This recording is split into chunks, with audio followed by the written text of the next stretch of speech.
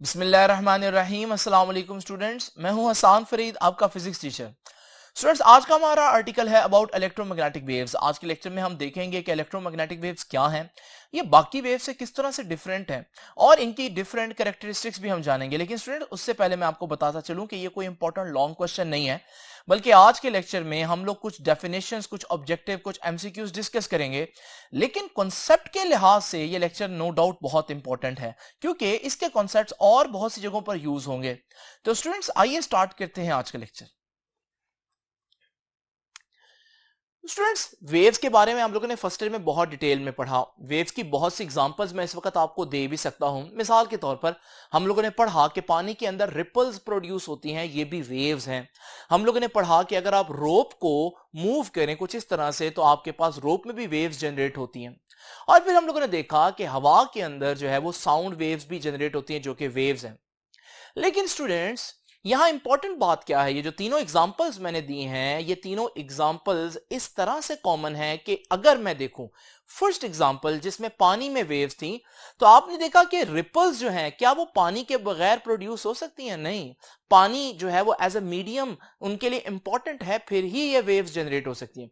बिल्कुल इसी तरह से जो मैंने वेव्स रोप में जनरेट की, क्या रोप के बगैर ये जनरेट हो सकती है? नहीं। ये जो मीडियम है ये मूव करेगा तो ये वेव्स जनरेट होंगी। बिल्कुल इसी तरह से स्टूडेंट्स, अगर हम देखें हवा में जो मैंने साउंड जनरेट किया है, क्या हवा के बगैर ये साउंड जनरेट हो सकती है? बिल्कुल नहीं। तो स्टूडेंट्स, इसका मतलब ये जो मैंने आपको अभी तीनों एग्जांपल्स दिए हैं, ये ऐसी एग्जांपल्स हैं जिनमें मैंने वो वेव्स डिस्कस की हैं जो मीडियम के बगैर प्रोपोगेट नहीं कर सकती, मीडियम के बगैर ट्रेवल नहीं कर सकती, चल नहीं सकती, एग्जिस्ट नहीं कर सकती। तो स्टूडेंट्स, ऐसी वेव्स जिनके चलने के लिए मीडियम की जरूरत हो, उन्हें हम बोलते हैं मैकेनिकल वेव्स। तो मैकेनिकल वेव्स क्या होती हैं? Which require medium for their propagation. तो साउंड, जैसे मैंने अभी आप लोगों को बताया, एक मैकेनिकल वेव है। अच्छा, हम इसको चेक भी कर सकते हैं। स्टूडेंट्स, आप लोग जानते हैं कि सूरज और जमीन के दरमियान एक बहुत बड़ा वैक्यूम है, एक बहुत बड़ा खला है, जहां कोई गैस, कोई मीडियम नहीं है। और आप लोग ये भी जानते हैं कि सूरज पर फ्यूजन रिएक्शन हो रहा है, जो कि कई एटम बॉम्ब से ज्यादा ताकतवर होता है। इसका मतलब इस वक्त सूरज पर बहुत बड़े बड़े एक्सप्लोजन्स, बहुत बड़े बड़े धमाके हो रहे हैं, लेकिन क्या आपको अर्थ पर वो सुनाई देते हैं? नहीं। इसका मतलब यह हुआ कि साउंड जो है वो सन से अर्थ तक ट्रेवल नहीं कर पा रहा, और उसकी वजह फिर हम क्या बताएंगे? उसकी वजह जमीन और सूरज के दरमियान वाला वैक्यूम है। तो यहां से हमें आइडिया हो रहा है कि वाकई साउंड को चलने के लिए मीडियम की जरूरत है। साउंड वैक्यूम में प्रोपोगेट नहीं कर सकता। लेकिन उसी सूरज पर जो हीट है या जो सनलाइट है, वो तो आप देखते हैं जमीन तक आप पर पहुंच रही है कि नहीं पहुंच रही। तो इसका मतलब स्टूडेंट्स, जो सनलाइट है उसका हम तक पहुंच जाना, यह बात साबित कर रहा है कि उसको वैक्यूम से कोई फर्क नहीं पड़ता। यानी कि sunlight does not require any medium for their propagation, वो वैक्यूम में भी ट्रेवल कर सकती हैं। ऐसी वेव्स जिनको चलने के लिए मीडियम की जरूरत ना हो, उन्हें हम कहते हैं इलेक्ट्रोमैग्नेटिक वेव्स। तो स्टूडेंट, सबसे पहले तो मैं डिफाइन करता हूं what are electromagnetic waves. These are the waves which do not require any medium for their propagation. उनके चलने के लिए किसी मीडियम की जरूरत नहीं है। एग्जाम्पल बेतहाशा है, मैं अभी आप लोगों के सामने यहां पर एग्जाम्पल के तौर पर सनलाइट लिख रहा हूं। तो ये जो सनलाइट है, सूरज से आने वाली रोशनी, ये हमारे पास एग्जाम्पल है एक इलेक्ट्रोमैग्नेटिक वेव की।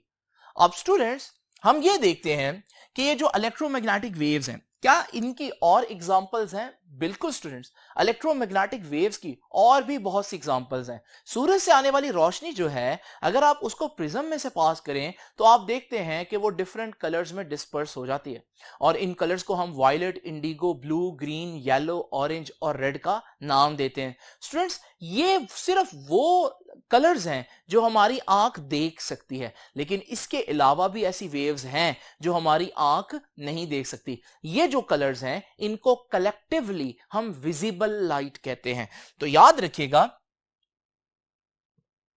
इलेक्ट्रोमैग्नेटिक वेव्स की एग्जांपल में एक बेहतरीन एग्जांपल तो होगी विजिबल लाइट। और विजिबल लाइट को अगर मैं मजीद एक्सप्लेन करूं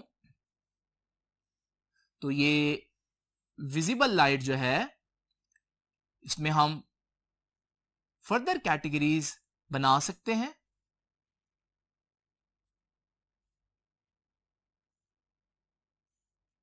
तो स्टूडेंट्स, जैसे कि मैंने आपको बताया, visible light consist of red, यहां से लिखता हूं बल्कि, violet, indigo, blue, green, yellow, orange और रेड। ये हमारे पास सिर्फ वो वेव्स हैं जो हमारी आंख देख सकती है, लेकिन हम लोगों ने देखा कि इसके अलावा भी ऐसी वेव्स हैं जो हमारी आंख नहीं देख सकती। मिसाल के तौर पर हमने देखा कि विजिबल से नीचे इंफ्रारेड भी है। इंफ्रारेड जो है इसको हम आमतौर पर हीट भी कह देते हैं। जो आपके जिस्म से हीट निकल रही है ये भी इंफ्रारेड है। क्या आपको नजर आती है? नहीं नजर आती। इसी तरह से स्टूडेंट्स, जो आपके टीवी रिमोट या एसी रिमोट हैं उनमें जो एलईडी लगी होती है जो सिग्नल भेजती है एलसीडी तक या एसी तक, वो एलईडी भी बेसिकली इंफ्रारेड ही एमिट कर रही होती है। तो इंफ्रारेड एक ऐसी लाइट है जो हम देख नहीं सकते। और स्टूडेंट्स, इसके अलावा हमारे पास रेडियो वेव्स और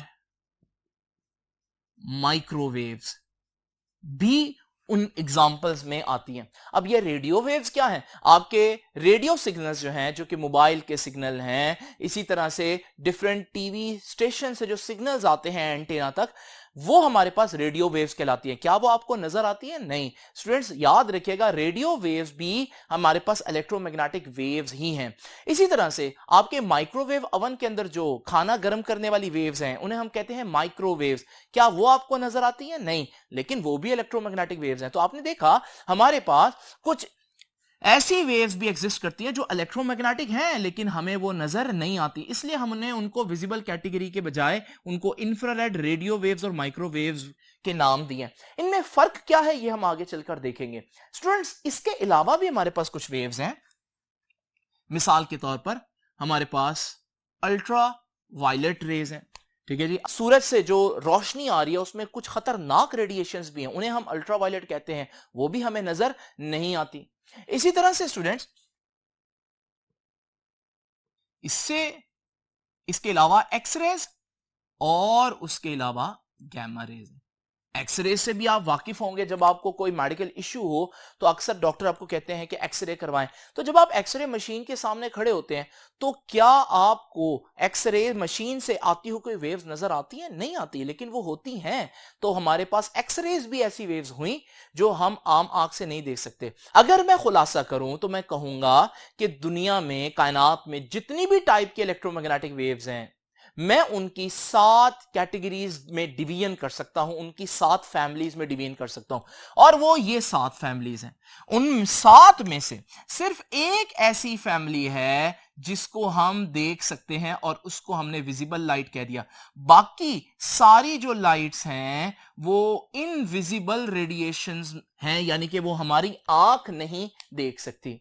तो स्टूडेंट्स, अगर आपसे कोई पूछे कि जो इलेक्ट्रोमैग्नेटिक वेव्स हैं वो कितने टाइप्स की हैं, तो आप बताएंगे 7 टाइप्स की। और याद रखिएगा, ये जो हमारे पास इलेक्ट्रोमैग्नेटिक कह लो कि वेव्स का जो पूरी फैमिली है, जो उसका खानदान है, ये 7 खानदान जो है, ये हमारे पास कहलाता है इलेक्ट्रोमैग्नेटिक स्पेक्ट्रम। तो व्हाट इज इलेक्ट्रोमैग्नेटिक स्पेक्ट्रम? ये it consist of all electromagnetic waves. ये सारी इलेक्ट्रोमैग्नेटिक वेव्स की जो टोटल हमारे पास फैमिलीज हैं, जो कैटेगरीज हैं, वो हमारे पास इलेक्ट्रोमैग्नेटिक स्पेक्ट्रम कहलाता है। तो ये सारा जो है, याद रखिएगा, ये क्या है?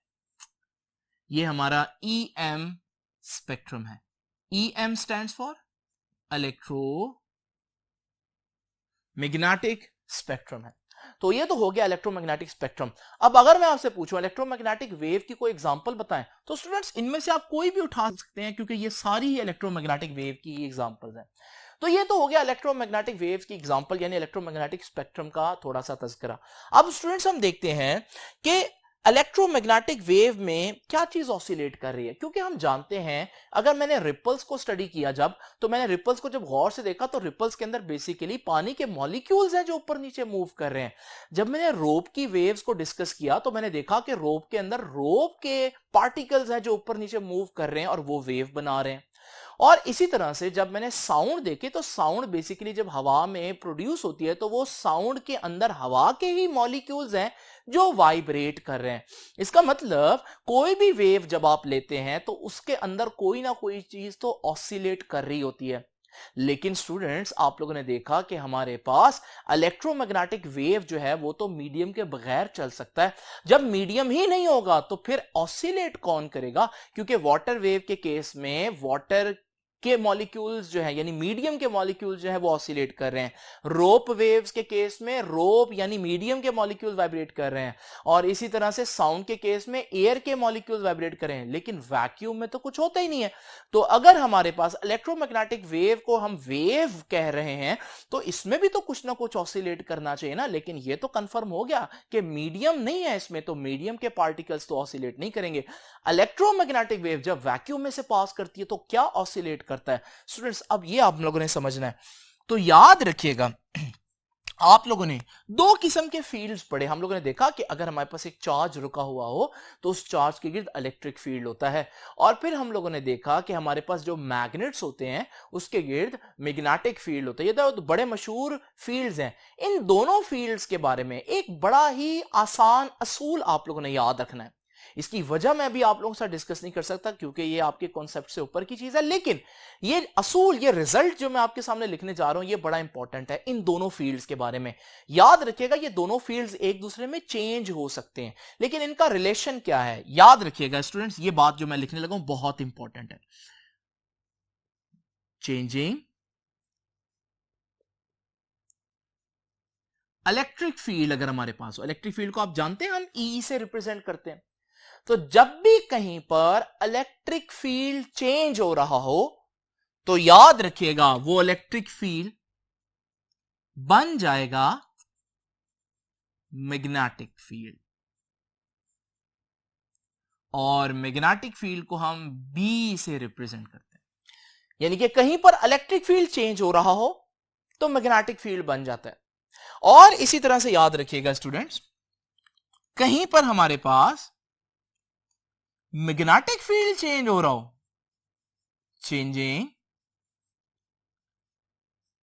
मैग्नेटिक फील्ड हो, तो अब आप समझ जाओगे वो क्या बन जाएगा, वो इलेक्ट्रिक फील्ड बन जाएगा, यानी ई बन जाएगा।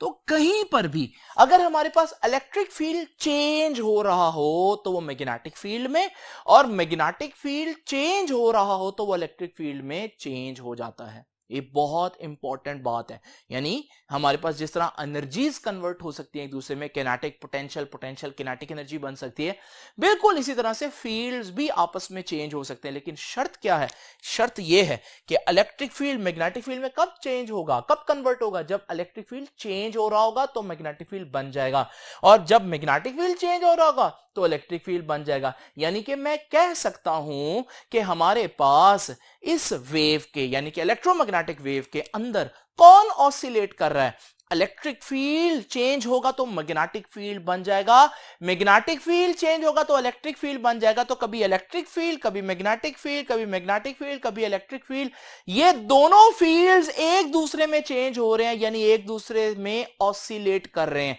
Electric magnetic, magnetic electric, electric magnetic, magnetic electric field बनता जाएगा। तो यानी अगर आपसे कोई पूछे इलेक्ट्रोमैग्नेटिक वेव्स के अंदर कौन ऑसिलेट करता है, तो आपका जवाब होगा कि इलेक्ट्रोमैग्नेटिक वेव्स यानी EM वेव्स कंसिस्ट ऑफ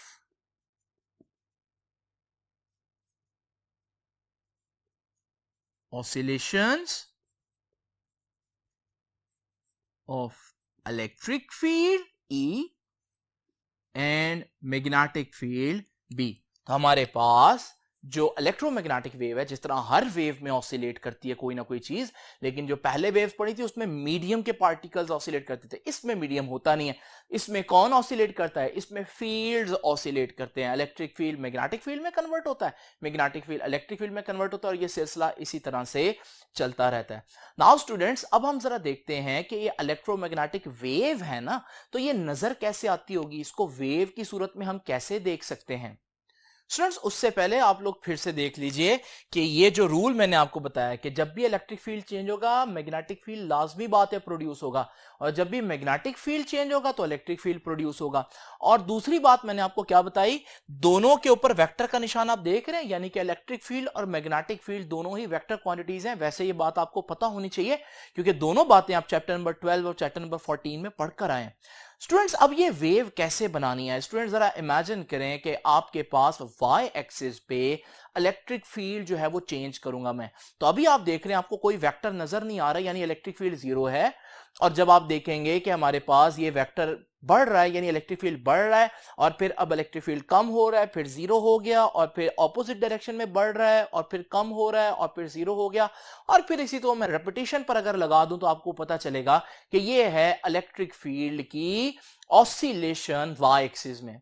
लेकिन ये इस तरह से कम ज्यादा होता रहे ऐसा तो हो नहीं सकता, क्योंकि अभी हमने असूल पढ़ा कि जब इलेक्ट्रिक फील्ड चेंज हो तो मैग्नेटिक फील्ड ऑटोमेटिकली प्रोड्यूस हो जाता है। तो स्टूडेंट्स, अब होगा क्या? मैग्नेटिक फील्ड कहां प्रोड्यूस होगा? याद रखिएगा, मैं यहां पर आपके सामने जेड एक्सिस इमेजिन करता हूं। जेड एक्सिस में मैग्नेटिक फील्ड जो है वो वेरी कर सकता है, बिल्कुल उसी तरह से जैसे इलेक्ट्रिक फील्ड जो है वो वाई एक्सिस में वेरी कर सकता है। लेकिन स्टूडेंट्स, इनका कंबाइन इफेक्ट क्या होगा? जब इलेक्ट्रिक फील्ड वाई एक्सिस में वेरी करेगा तो उसकी वजह से मैग्नेटिक फील्ड जेड एक्सिस में चेंज होगा, तो हमारे पास रिजल्टेंट चीज कुछ इस तरह से बनेगी। आप देख रहे हैं कि ये हमारे पास इलेक्ट्रिक फील्ड के चेंज होने से मैग्नेटिक फील्ड, मैग्नेटिक फील्ड के चेंज होने से इलेक्ट्रिक फील्ड, उसके चेंज होने से मैग्नेटिक फील्ड, और फिर इसी तरह से ये सिलसिला चलता जा रहा है। लेकिन सिलसिला किस डायरेक्शन में चल रहा है? ये जो इलेक्ट्रिक और मैग्नेटिक फील्ड का डिस्टर्बेंस है ये इस डायरेक्शन में, यानी कि एक्स एक्सिस में चल रहा है। तो स्टूडेंट्स, इसमें 2-3 बड़ी इंपॉर्टेंट बातें हैं जो मैं आप लोगों के सामने लिखने जा रहा हूं। पहली बात, आप लोगों ने देखा कि इलेक्ट्रोमैग्नेटिक वेव के अंदर इलेक्ट्रिक फील्ड वाई एक्सिस में है, मैग्नेटिक फील्ड जेड एक्सिस में है, और इनका जो डिस्टरबेंस चल रहा है यानी वेव खुद एक्स एक्सिस में, यानी कि मैं कह सकता हूं electric field, magnetic field and direction of wave are perpendicular to each other. लेकिन जब तीन चीजें आपस में परपेंडिकुलर हो तो उसके लिए एक अच्छा वर्ड हम यूज कर लेते हैं, परपेंडिकुलर की बजाय ऑर्थोगोनल, मतलब उसका भी यही है। तो याद रखिएगा, इलेक्ट्रिक फील्ड, मैग्नेटिक फील्ड और direction of propagation of wave तीनों एक दूसरे पर परपेंडिकुलर हैं। तो ये बात मैं आप लोगों के सामने पहले बना देता हूं कि हमारे पास वाई एक्सिस है, एक्स एक्सिस है और जेड एक्सिस है। और जैसे कि मैंने आपको बताया, वाई एक्सिस में इलेक्ट्रिक फील्ड, जेड एक्सिस में मैग्नेटिक फील्ड, और ये है डायरेक्शन ऑफ वेव।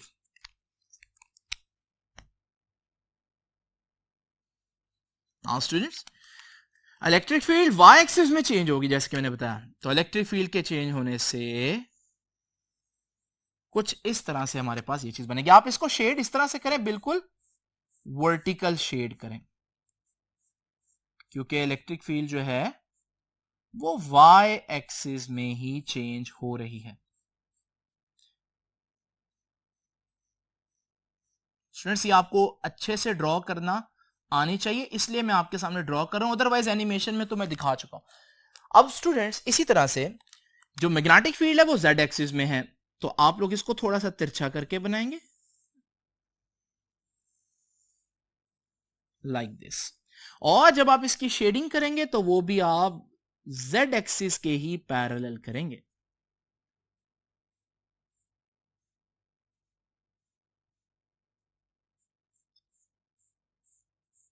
उससे थोड़ा सा ऐसा लगेगा जैसे ये आउट ऑफ द प्लेन है, क्योंकि 3D डायग्राम आप लोगों ने शो करनी है।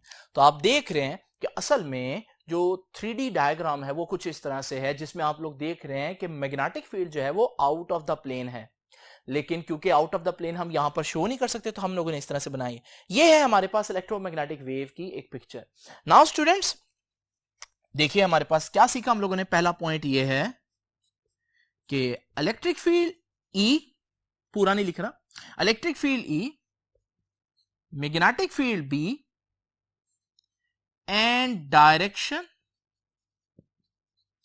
Of propagation of wave are mutually, तीनों आपस में क्या है, परपेंडिकुलर। लेकिन मैं यहां वर्ड ऐड कर रहा हूं, परपेंडिकुलर की बजाय मिलता जुलता वर्ड है ऑर्थोगोनल, कि ये तीनों चीजें एक दूसरे पर परपेंडिकुलर है, जैसे कि आप लोगों को नजर आ रहा है। नाउ स्टूडेंट्स ये तो हो गया इसकी वेव डायग्राम। अब इस वेव डायग्राम में और हमें क्या पता चल रहा है, हम देख रहे हैं कि वेव इस डायरेक्शन में जा रही है। अब हम डिस्कस करेंगे कि वेव की क्या स्पीड है। तो वेव की स्पीड जो है उसके लिए हमें मैक्सवेल ने एक फॉर्मूला दिया था, जो कि आपकी बुक ने डिस्कस नहीं किया लेकिन मैं बता रहा हूं, और वो क्या है, वो है c, यानी c है speed of electromagnetic wave 1/μ0 epsilon naught under root. ये है मैक्सवेल का formula to calculate the speed of sound. यहां एप्सिलॉन नॉट को आप चैप्टर नंबर 12 में पढ़कर आए हैं, इसको हम कहते हैं वैक्यूम परमिटिविटी या परमिटिविटी ऑफ फ्री स्पेस, और इसकी वैल्यू जो है वो नोट कर लीजिए और इसका यूनिट भी। इसी तरह से स्टूडेंट्स जो म्यू नॉट है इसको भी हम लोग चैप्टर नंबर 14 में पढ़ के आए हैं, इसे हम बोलते हैं परमिएबिलिटी ऑफ फ्री स्पेस, और इसकी वैल्यू भी देख लीजिए और इसका यूनिट भी देख लीजिए। तो स्टूडेंट्स जब हमने ये दो वैल्यूज पुट की तो हमारा आंसर जो है वो कितना आया देख लीजिए। तो आंसर था 3 × 10⁻⁸ मीटर्स पर सेकेंड। ये है स्पीड ऑफ इलेक्ट्रोमैग्नेटिक वेव्स। अब स्टूडेंट्स आप इसको अभी तक जानते थे स्पीड ऑफ लाइट, लेकिन हम लोगों ने ये देखा कि म्यू नॉट और एप्सिलॉन नॉट कांस्टेंट है। तो मैं इस पूरी फैमिली में से इंफ्रारेड की बात करूं, रेडियो वेव की बात करूं या किसी और की बात करूं, म्यू नॉट और एप्सिलॉन नॉट की वैल्यू तो नहीं ना चेंज होने वाली। इसका मतलब इन सारी वेव्स की स्पीड सेम है, वही जो स्पीड ऑफ लाइट है, जो आप लोग पढ़ते हैं कि लाइट जो है, विजिबल लाइट जो है, उसकी स्पीड 3 × 10⁸ है। सारी इलेक्ट्रोमैग्नेटिक वेव्स की स्पीड 3 × 10⁸ मीटर पर सेकेंड ही है। तो स्टूडेंट्स ये बेसिकली अब स्पीड ऑफ लाइट नहीं बल्कि speed of all electromagnetic waves. तो मैं लिख सकता हूं यहां पर all electromagnetic waves have same speed. लेकिन ये बात दुरुस्त कहां के लिए है, इन वैक्यूम, मीडियम में नहीं, मीडियम में इनकी स्पीड्स एक दूसरे के लिहाज से डिफरेंट हो सकती हैं। नाउ स्टूडेंट्स अगली बात क्या है, देखिए अगर हमारे पास ये सारी जो इलेक्ट्रोमैग्नेटिक स्पेक्ट्रम में सारी जो वेव्स हैं, अगर इनकी स्पीड सेम है और सब में ही इलेक्ट्रिक फील्ड और मैग्नेटिक फील्ड ही ऑसिलेट कर रहा है, तो इनमें फर्क किस बात का होगा। स्टूडेंट्स अब उस फर्क को समझते हैं। उसके लिए मैं आपके सामने यहां से रेडियो वेव लेता हूं, यानी कि एक नीचे से वेव लेता हूं और ऊपर से एक्स रेज लेता हूं, और मैं आपको दिखाता हूं इनमें फर्क किस चीज का होगा। तो अगर मैं रेडियो वेव को देखूं तो स्टूडेंट्स रेडियो वेव में भी बिल्कुल इलेक्ट्रिक और मैग्नेटिक फील्ड ऑसिलेट करेंगे, और हमारे पास ये है रेडियो वेव का स्ट्रक्चर।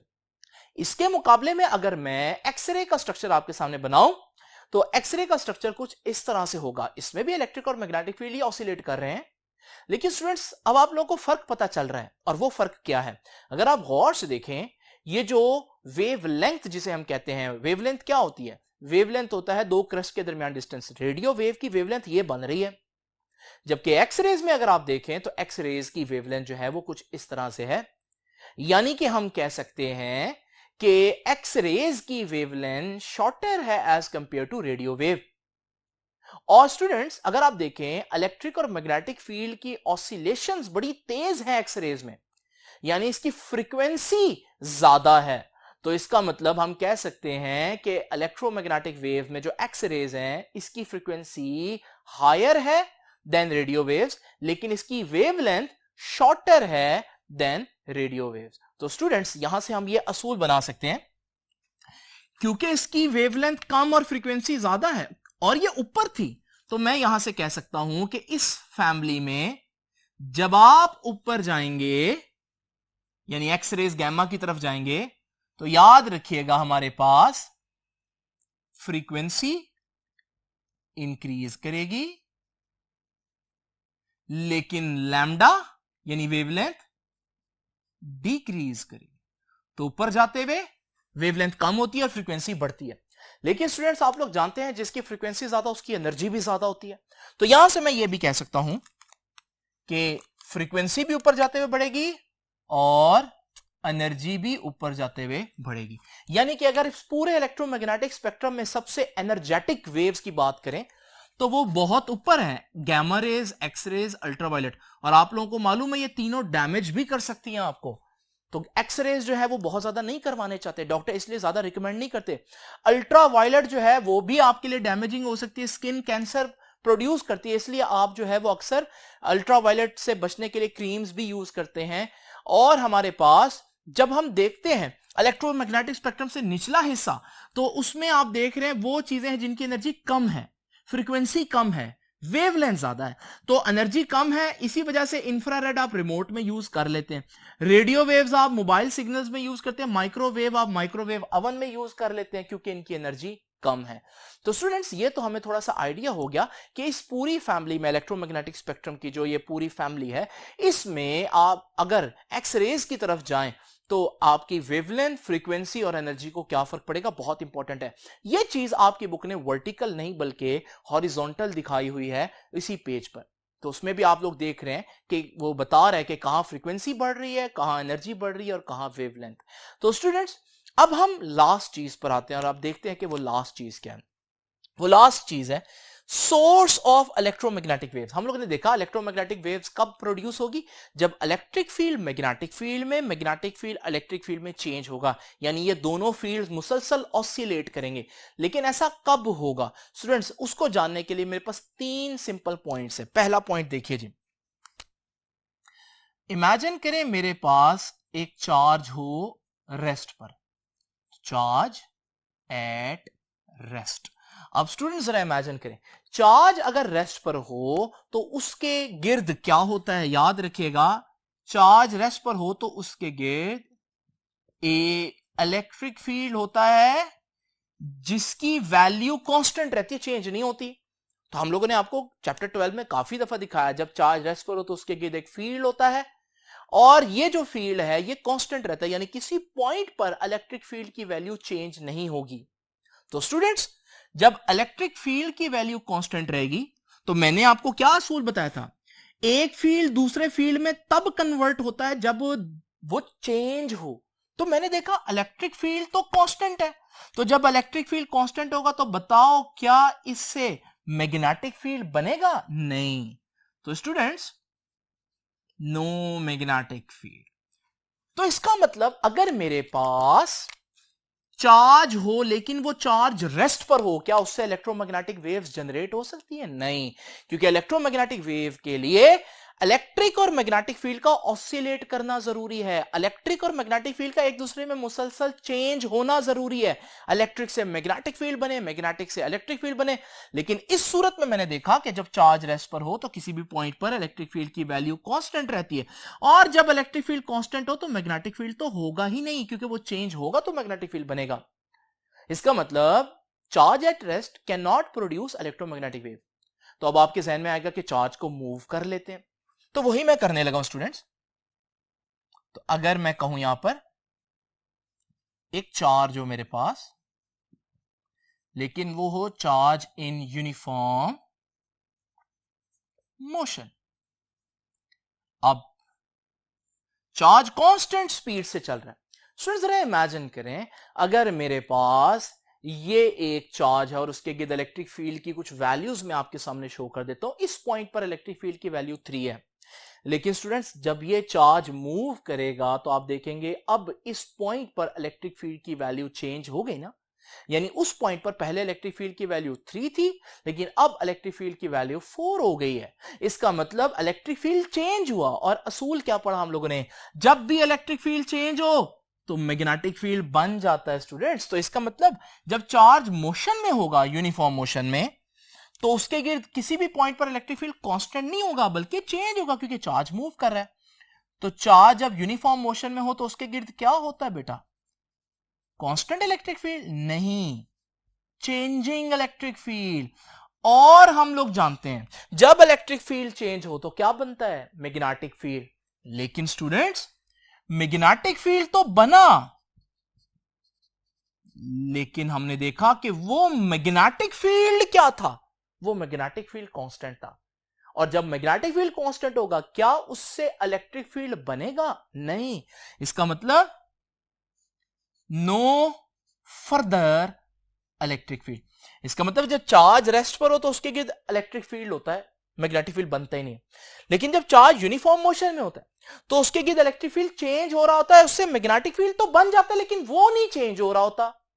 तो फिर फर्दर ऑसिलेशन यानी इलेक्ट्रिक से मैग्नेटिक, मैग्नेटिक से इलेक्ट्रिक नहीं होता, क्योंकि इलेक्ट्रिक से मैग्नेटिक तो बना, लेकिन वो मैग्नेटिक कांस्टेंट है, तो वो आगे इलेक्ट्रिक फील्ड तो नहीं बनाएगा। इसका मतलब यहां पर भी इलेक्ट्रोमैग्नेटिक वेव्स नहीं जनरेट हो रही।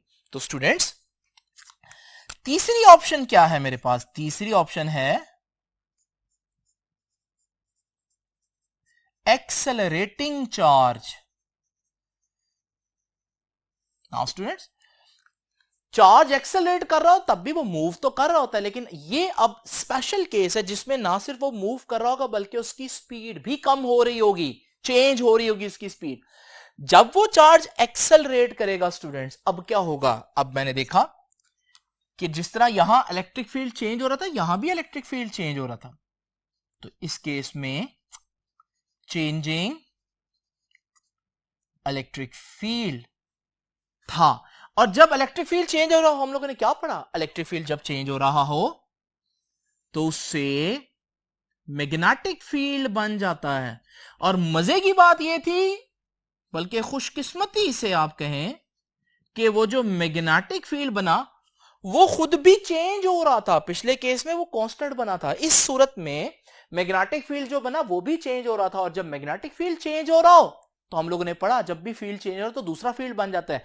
तो जब मैग्नेटिक फील्ड चेंज हो रहा होगा तो वो तो फिर इलेक्ट्रिक फील्ड बना देगा, और वो इलेक्ट्रिक फील्ड तो ऑलरेडी चेंज हो रहा है, तो वहां से मैग्नेटिक फील्ड बन जाएगा। और उसके चेंज होने से इलेक्ट्रिक फील्ड, वो ऑलरेडी चेंज हो रहा है, उससे फिर मैग्नेटिक फील्ड, तो इलेक्ट्रिक फील्ड से मैग्नेटिक फील्ड, मैग्नेटिक फील्ड से इलेक्ट्रिक फील्ड, और ये सिलसिला इसी तरह से चलता जाएगा, जो कि मैंने आप लोगों को इस डायग्राम में दिखाया कि इलेक्ट्रिक फील्ड और मैग्नेटिक फील्ड मुसलसल चेंज होते जा रहे हैं एक दूसरे में, और इलेक्ट्रोमैग्नेटिक वेव जनरेट हो रही है। तो स्टूडेंट्स अगर मैं आपसे पूछूं, who can produce electromagnetic wave, a charge at rest, no, a charge in uniform motion, no, a charge in acceleration, yes. तो ये है हमारे पास एक इलेक्ट्रोमैग्नेटिक वेव जनरेट करने का तरीका कि चार्ज को एक्सेलरेट करें। एक एग्जांपल भी देख लेते हैं स्टूडेंट्स। इमेजिन करें मेरे पास एक मेटल की वायर है और इस वायर के अंदर बहुत से चार्जेस होंगे। मैं आपके सामने एक चार्ज शो करता हूं और इस वायर के साथ मैं एक एसी सोर्स जो है वो इसके साथ कनेक्ट कर देता हूं। स्टूडेंट्स एसी सोर्स ही क्यों? क्योंकि हम जानते हैं डीसी सोर्स यानी डायरेक्ट करंट यानी कि बैटरी या सेल चार्जेस को कांस्टेंट स्पीड से मूव करते हैं, जिसे हम ड्रिफ्ट वेलोसिटी कहते हैं। आज हमें कांस्टेंट स्पीड नहीं चाहिए, आज हमें एक्सेलरेटिंग चार्ज चाहिए। और आप जानते हैं चैप्टर 16 के स्टार्ट में पढ़ा कि ऑल्टरनेटिंग सोर्स जो है वो चार्ज को एक्सेलरेट करता है। तो ये ऑल्टरनेटिंग सोर्स जब ऑन करेंगे तो ये जो चार्ज है ये ऑसिलेट करना शुरू कर देगा। और जब ये चार्ज ऑसिलेट करेगा, क्या बताया मैंने, ऑसिलेटिंग चार्ज, यानी कि जिस चार्ज की स्पीड कम ज्यादा हो रही हो वो इलेक्ट्रोमैग्नेटिक वेव जनरेट करता है। तो ये इलेक्ट्रोमैग्नेटिक वेव्स जनरेट करेंगे। इस तरह से जो रेडियो वेव्स हैं, जो रेडियो स्टेशन से डिफरेंट चैनल्स आप तक रेडियो तक पहुंचते हैं या मोबाइल फोन्स तक पहुंचते हैं, वो बेसिकली इस असूल पर काम करते हैं।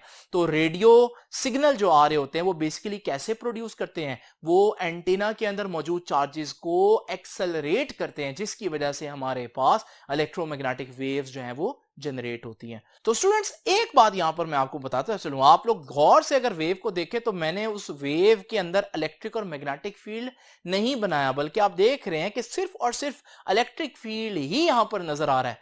तो मैग्नेटिक फील्ड क्यों नहीं बनाया? क्योंकि स्टूडेंट्स हकीकत में जब हम देखते हैं तो ये जो हमारी इलेक्ट्रोमैग्नेटिक वेव है, यहां पर तो मैं आपके सामने जितना बड़ा इलेक्ट्रिक फील्ड का कंपोनेंट बना रहा हूं उतना ही बड़ा मैग्नेटिक फील्ड का कंपोनेंट बना रहा हूं, लेकिन हकीकत में ये मैग्नेटिक फील्ड का कंपोनेंट बहुत वीक होता है। और जब मैं इसको अप टू द स्केल बनाऊं तो वो इतना वीक होता है कि आप देख सकते हैं मैं उसको यहां पर निगलेक्ट कर सकता हूं। इस वजह से जब हम इलेक्ट्रोमैग्नेटिक वेव्स को आमतौर पर बनाते हैं तो बजाय इस तरह से बनाने के हम इस तरह से बना देते हैं, क्योंकि उसका मैग्नेटिक फील्ड जो है वो ना होने के बराबर होता है, हम इसको इग्नोर कर देते हैं।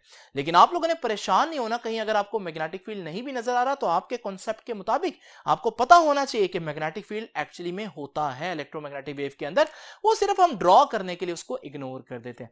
तो स्टूडेंट्स ये था हमारा आज का आर्टिकल। आई होप कि इलेक्ट्रोमैग्नेटिक वेव्स के बारे में आपको आइडिया हो गया होगा कि बेसिकली ये क्या है, किस तरह से जनरेट की जाती है। आप लोगों ने देखा कि इतना इंपॉर्टेंट क्वेश्चन नहीं है लॉन्ग क्वेश्चन के हिसाब से, लेकिन फिर भी मैंने इसको काफी टाइम दिया।